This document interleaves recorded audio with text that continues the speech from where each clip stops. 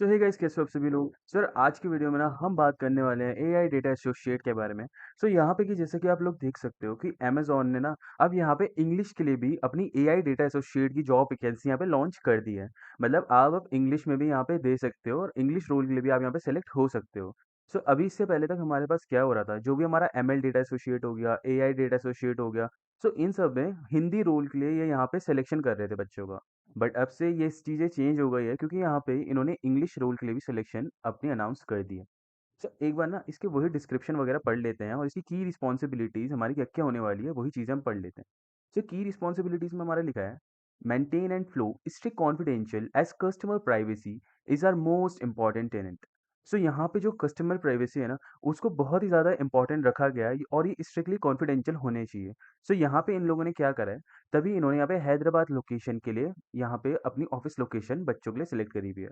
मतलब ये work from home वाली अपॉर्चुनिटी नहीं होने वाली है, यहाँ पे आपको ऑफिस में ही जाना पड़ेगा और वहीं जाके काम करना पड़ेगा, क्योंकि इनको कस्टमर की प्राइवेसी का बहुत ही ज़्यादा ध्यान रखना है और कोई भी डेटा यहाँ पे लीक ना हो जाए। इसके लिए इन्होंने ये सारी चीज़ें यहाँ पे करी है। उसी के साथ साथ जैसे कि आप लोगों को पता है, ये एक 12 महीने की कॉन्ट्रैक्चुअल रोल होने वाला है। मतलब जैसे ही आपका 12 महीने का कॉन्ट्रैक्ट यहाँ पे खत्म हुआ, वैसे ही आपको यहाँ से टाटा बाय बाय कर देंगे।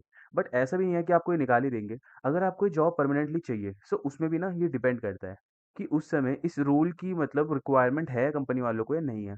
अगर रोल की रिक्वायरमेंट होगी या कैंडिडेट की रिक्वायरमेंट होगी इसी रोल के लिए, सो वो आपको यहाँ पे जो आपका कॉन्ट्रैक्चुअल पीरियड होगा उसको यहाँ पे बढ़ा भी सकते हैं। सो यही सारी चीज़ें हैं। और एक और चीज़ मैं बताना चाहूँगा, अगर वो नहीं बढ़ाते हैं, सो आपको यहाँ पे करना क्या है जिससे आपकी नौकरी यहाँ पे सुरक्षित हो जाए अमेज़न में। सो आपको ना यहाँ पे इंटरनली अपने टेस्ट देने हैं और दूसरी जॉब्स के लिए भी इंटरनली अप्लाई करना है अमेज़न में। और देखो भाई, अगर आप किसी भी एक प्रोफाइल में जुड़े हो ना अमेज़न के साथ, तो ये आपके लिए ना बहुत ही ईज़ी बना देता है कि आप अदर प्रोफाइल वहाँ पे क्रैक कर सको। क्योंकि आपको ना एक प्रेफ़रेंस मिलती है कि आप पहले से ही अमेज़न के साथ उनकी टीम में काम कर रहे हो, सो आपको एक प्रेफ़रेंस देगा और कैंडिडेट से पहले कि आपको ना वो जॉब जो भी हो, वो आपको पहले वहाँ पे मिले। सो यही सारी चीज़ें हैं। और दूसरी हम की रिस्पॉन्सिबिलिटी की बात करते हैं, work with a range of different time of data including not limited to text, speech, audio, image and video. अब देखो भाई, जैसे कि मैंने आपको यहाँ पे पहले भी बताया था दूसरी वीडियोस में, ये एक AIML डेटा एसोसिएट की रोल होने वाला है।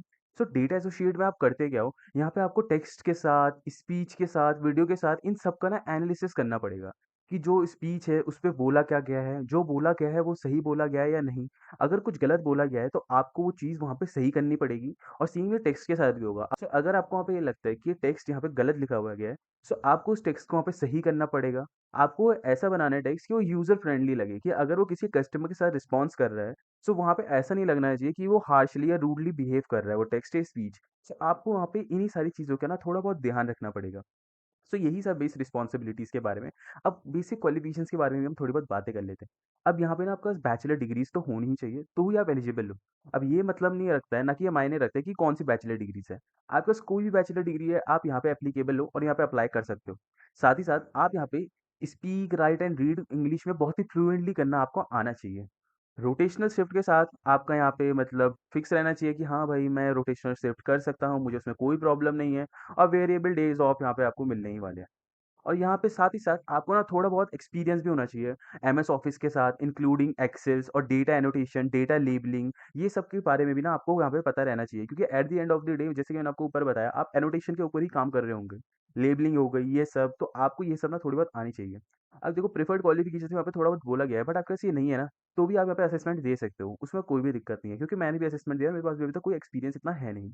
सो जैसे कि यहाँ पे दे रखा है, two plus year of defining and executing against program timeline and requirements experiences. तो देखो, मेरे पास ये सब है नहीं। 5 year of building large scale machine learning and AI solution at internet scale experiences, तो ये सब हमारे पास कुछ भी नहीं था। और ना कि अगर आप फ्रेशर हो तो आपके पास ये सारी चीजें नहीं रहेगी।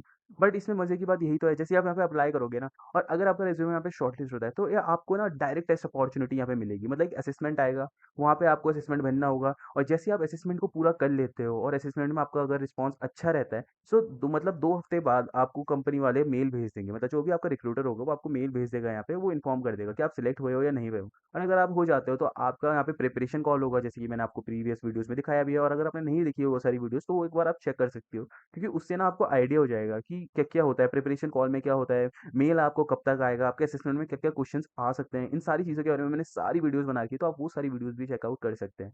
सो यही था यार आज की अपॉर्चुनिटी में एंड हैदराबाद लोकेशन की अपॉर्चुनिटी होने वाली है। सो मुझे लगता है कि ज़्यादातर जो भी मैंने इंपॉर्टेंट चीज़ें हैं वो सारी कवर कर लिया। सो अगर आपको इंग्लिश के लिए डेटा मतलब एआई डेटा एसोसिएट के यहाँ पे जॉब रोल चाहिए, सो आप यहाँ पे अपना अप्लाई कर सकते हो और एक बहुत ही अपॉर्चुनिटी अच्छी रहेगी क्योंकि आपको ना यहाँ पे एक्सपीरियंस भी काफ़ी अच्छा मिलेगा और बाद में अगर आप यहाँ पे परमानेंट भी करना चाहोगे काम, सो आप कर सकते हो। बस आपको ना थोड़ा कंपनी में जाके मतलब ढूँढनी पड़ेगी अपॉर्चुनिटीज़ वहाँ जाके। देखो काम तो सारा ही मिलेगा, बस वही है अपॉर्चुनिटीज़ आपको यहाँ पे खुद अपने हिसाब से ढूँढनी पड़ेगी। सो इतना ही था आज की वीडियो में। सो आई होप कि आपको ये वीडियो अच्छी लगी हो and we will meet soon in the next video. तब तक के लिए bye bye, take care and keep applying as much jobs as you can.